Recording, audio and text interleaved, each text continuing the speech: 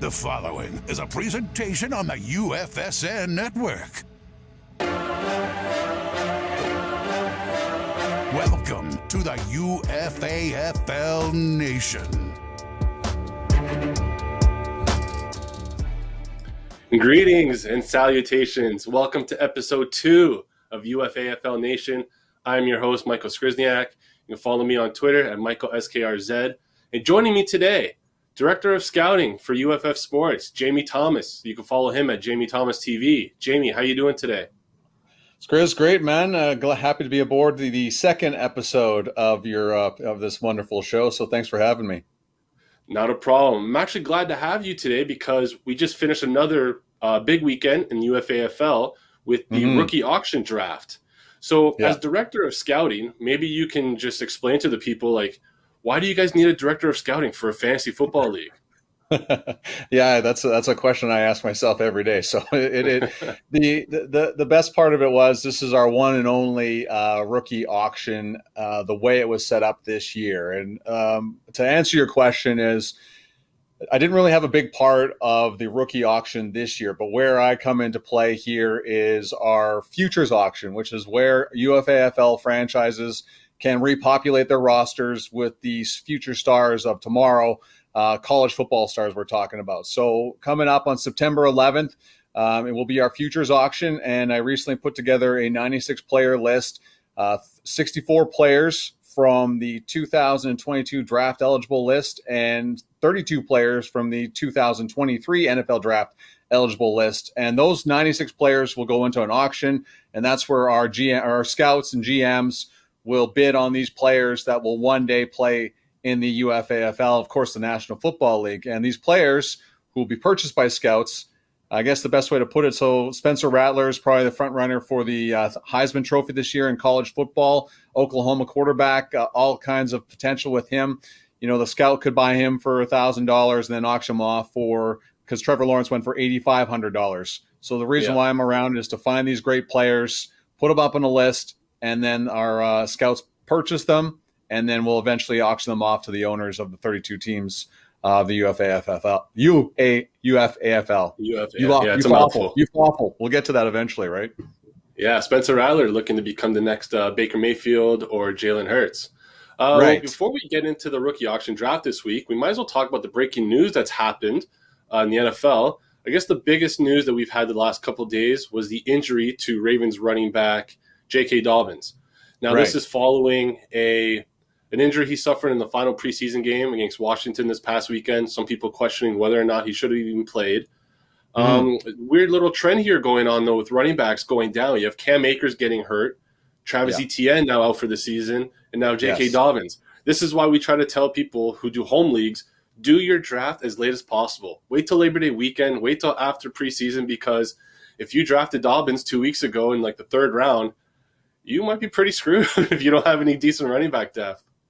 Yeah, especially like with a deep league, right? So if you're like a more than 14 team with 14 or league with 14 or 16 teams, running backs are going to be pretty scarce at that point. So J.K. Dobbins, a lot of people investing in him, and you know, we just had our keeper league deadline was August 24th. It's another league that I'm in, and now J.K. Dobbins, of course, gets hurt about 5 days after that deadline came. So I had a little bit of a conversation with one of the owners in our league.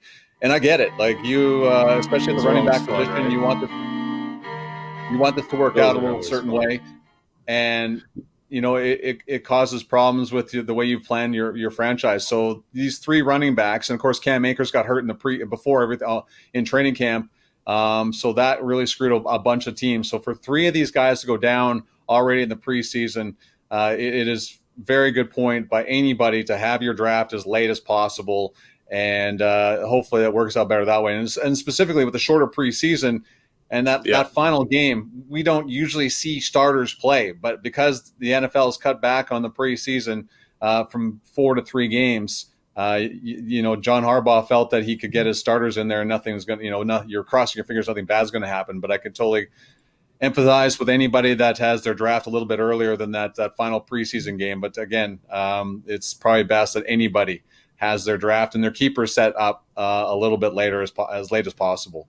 Yeah, I feel bad for all these commissioners going Yes. right now, that's for sure. Yeah. Well, speaking of drafts, we had the auction draft this past weekend. So 64 picks were auctioned off from rookies of this NFL season.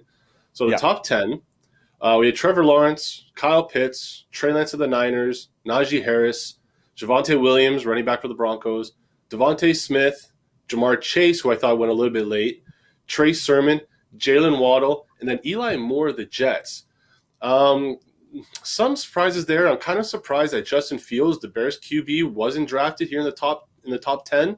He went 12. One team here, the Valkyries, they added Trey Lance, Trey Sermon, and Justin Fields. Kind of an interesting strategy to load up on a couple of those young QBs. Is there anything that stuck out during this draft to you, Jamie? Well, I think first off, you see right on the draft recap right there is you see Trevor Lawrence, $8,500 US, that full, I mean, clearly he's your number one guy off the board and that's where you're going to go. And then it was kind of shocking to see Kyle Pitts go for more, but this is, and Trey Lance went for more than Trevor Lawrence. This is where the auction thing kicks in, right? You're, I don't have Trevor Lawrence. I'm going to go to my next best guy. And as we know, elite tight ends are very difficult to find. Almost as actually, I'd say a lot more difficult to find than elite running backs. So I really like what Circus Sports did with Kyle Pitts there, and then Trey Lance, and another quarterback going off the board. The one thing you go with here, Mike, is with the UFAFL, there's 32 teams, which means there's very few quarterbacks going around. So I can go with what the Valkyries did, grabbing up two quarterbacks that are eventually going to start in the National Football League, which is going to cause a big scramble eventually, and then you can kind of hold another franchise over the fire pit a little bit. Oh, you don't have a starting quarterback right now. Here's what I have for you. And so I really like the way that they went about this. And Circus Sports Trout spent a lot of money populating their roster with rookies, but quality rookies like Najee Harris. The Pittsburgh Steelers offensive line is going through a kind of, they're rebuilding it. It's a little bit better than a lot of people thought it was going to be before the start of training camp. But what Najee Harris is going to do is he's going to give you a lot of reps, a lot of touches, and that's really all you can ask for if you're going to draft and pay and bid for a guy this high up on the list here. So I like Najee Harris. Then Devonta Smith, who is one of the very few players in college football history not being a quarterback to win the Heisman Trophy, a little short and a little small in terms of stature and, of course, weight.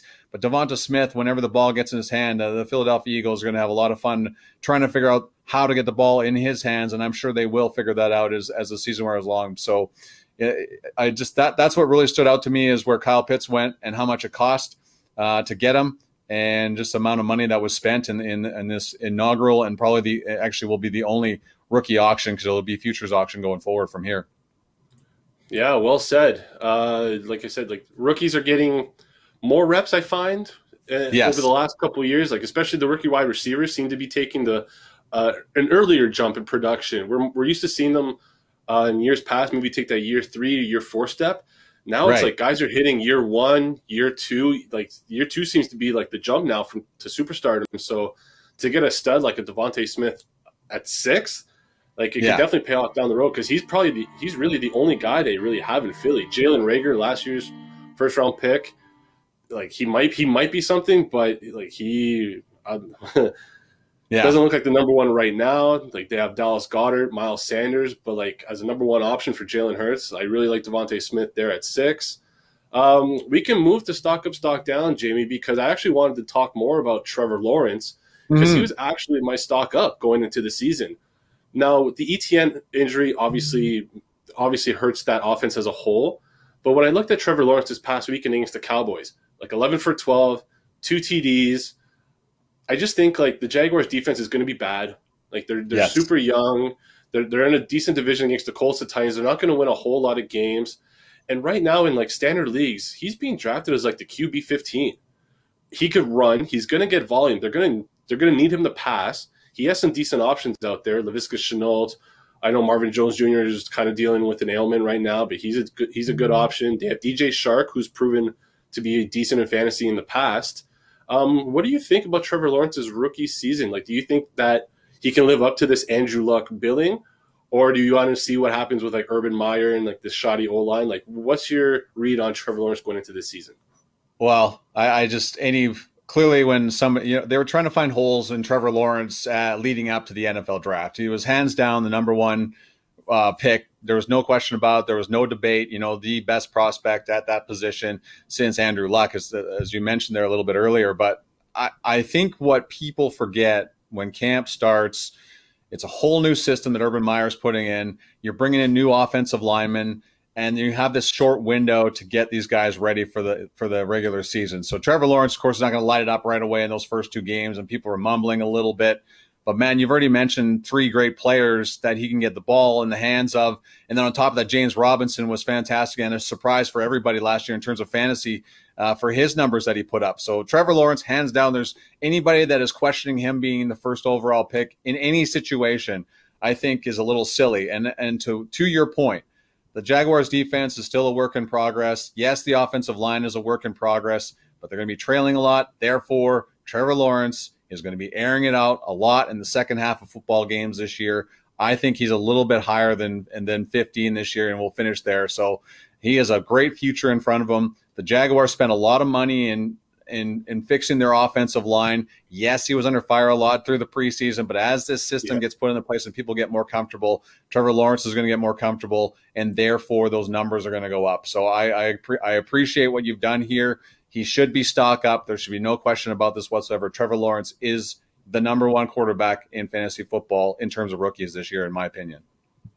Yeah, I think if you want to, in your home leagues, punt the QB position and you want to grab Trevor Lawrence with your second or even last pick, then by all means, I don't think you'll be disappointed. So let's move over to my stock down. I'm actually going to go with T.Y. Hilton and possibly the Colts offense in general. So last week, I mentioned that the Colts needed to make sure Carson Wentz was healthy because the backups looked awful. Like, I don't think Jacob Eason's the answer. I don't really think Sam Ehlinger is the answer. Hilton actually suffered a neck injury and could even miss several weeks, maybe even longer. And with the emergence of possibly Michael Pittman, hopefully Paris Campbell stays on the field. You have Jonathan Taylor. They're going to try to run the ball, especially if Carson Wentz isn't playing. I just don't see, even for like the Legends League, I don't really see where T.Y. Hilton brings you any value. Like right now he's being drafted as like the wide receiver 55 or 57. Yeah. Yes. So a guy who's had a really, really good career. I'm a Titans fan. I've seen him kill us multiple times. But in any league, I don't really see where you would even try to like he's not even worth the last pick because he's not even like a number 2 or 3 guy on his own team. Yeah, T.Y. Hilton is a guy that you probably would look to stream every once in a while throughout the season. I wouldn't waste a pick on him right now. And in particular, it has helped you. We're not wasting injury on anybody, but the injury here with the neck injury for T.Y. Hilton has kind of helped fantasy GMs make that tough decision if they're trying to get that late add on their roster. But the Colts offensive line is probably one of the better ones in football. However, I don't want to get in the vaccination debate here, but we're not quite sure if Carson Wentz has been vaccinated. I think there's some hesitation on that one. I believe Ryan Nelson is not. I'm trying to remember now if he's another one of the members of the offensive line, if he's been vaccinated. But your starting quarterback has to be available week after week. So if this is going to be an issue down the road and Carson Wentz being healthy is the only way this offense goes. And you just touched on that a little bit earlier. So a bunch of players stock. I wouldn't touch anybody in terms of receivers right now with the Colts until you figure out what's going to go on with Carson Wentz. Now, of course, Nyheim Hines is good every week, but not every week. Sorry. There's a lot of inconsistency in Nyheim Hines' game. I know he had some big games last year, but there was no rhyme or reason to it. It was just he hit big every 3 games last year, but there was no reason why. It wasn't a matchup or anything. It just worked out in his favor. Jonathan Taylor, you still have to keep as a high, of course you're going to draft him in a top 10 running back role this year because he's going to have volume as well, whether or not Carson Wentz is healthy or in and out of the lineup, and whether or not their offensive line is healthy or not too. So Jonathan Taylor is one of the only safe bets with the Indianapolis Colts from a fantasy perspective heading into this season. Yeah, Taylor's the only guy I would want to draft. Pittman, I would love to take a flyer on late. Yeah. But like you said, if you can't depend on Carson Wentz, then how can I depend on Michael Pittman in that passing offense? Like Hines, Hines is good for maybe a full PPR league. Yes. In a half-point PPR, maybe if you punt the running back position, you want to get somebody late because he might have a decent floor all season, but like I said, I'm not a huge fan right now of the Colts offense. So let's move on, Jamie, to the UFAFL spotlight. We did talk about this team earlier when we were talking about the rookie draft. I just wanted to go into this team strategy because when I look at this offense on paper, and I'm talking about Circus Sports Trout, so they had the second draft in the veterans draft, and they took Justin Herbert second overall, which was kind of surprising to me. We talked about like the amount of quarterbacks that went to the first round. And then I started thinking more about Herbert. I'm like, well, he's still on a rookie contract. He's going to be probably a top 10 QB in fantasy this year with a really good offense. And then in the rookie draft, so he takes Kyle Pitts, he takes Devonta Smith and Jalen Waddle and Najee Harris to pair with Allen Robinson, Antonio Gibson, Damian Harris, and Dallas Goedert. Find me a better offense in this league than what Circus Sports Trout is going on right now. That's a really strong young core with a lot of rookie contracts, and they should be a big player right away in the UFAFL.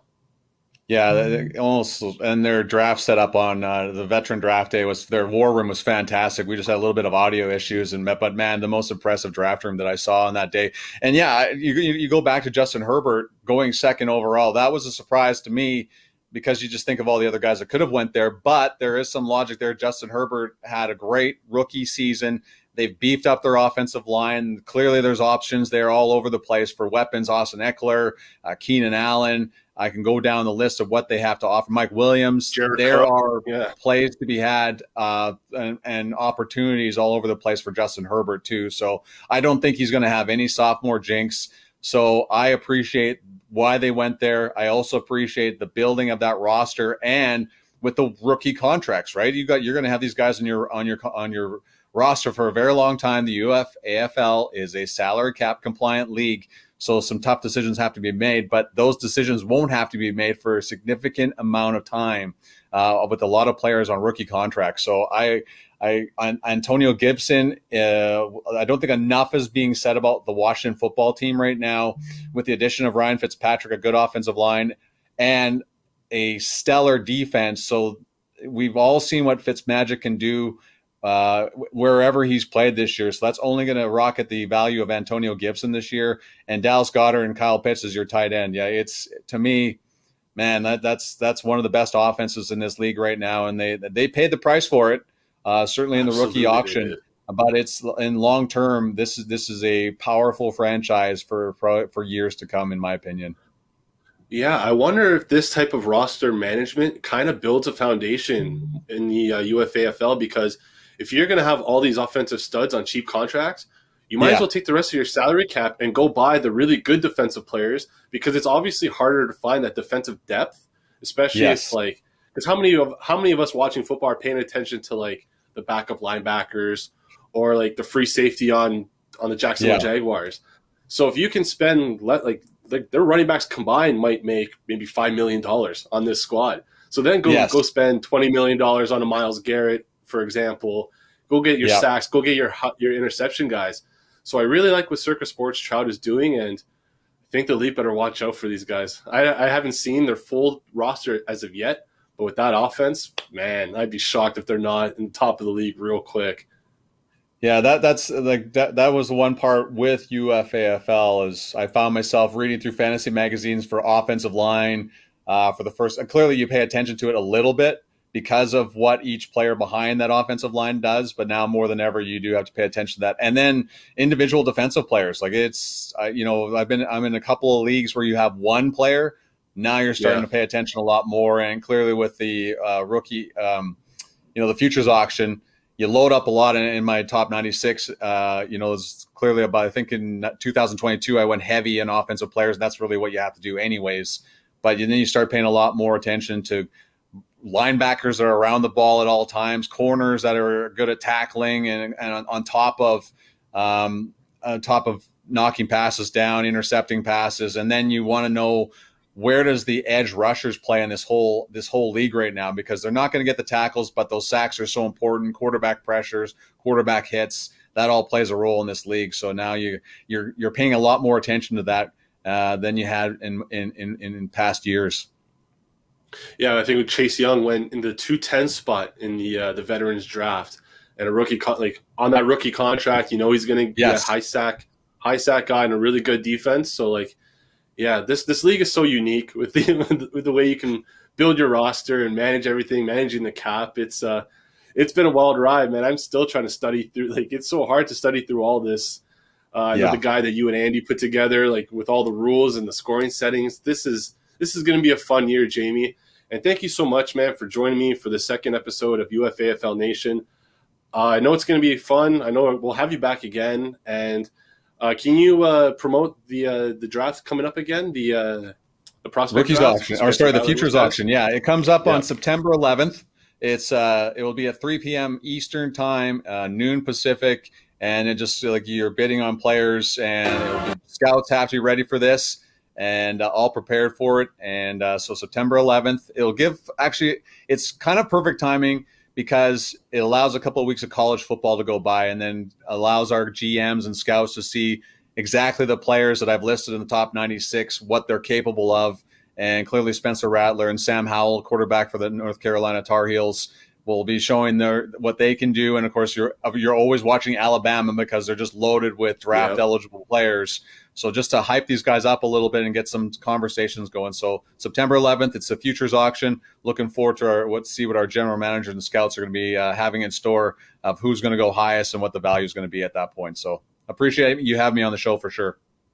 No problem, Jamie. Thank you once again to Dee Millard, our technical director, Darren Bates, the rest of the team at UFF Sports and IKS, helping us with the graphics and everything. And I guess we'll talk to you guys next week.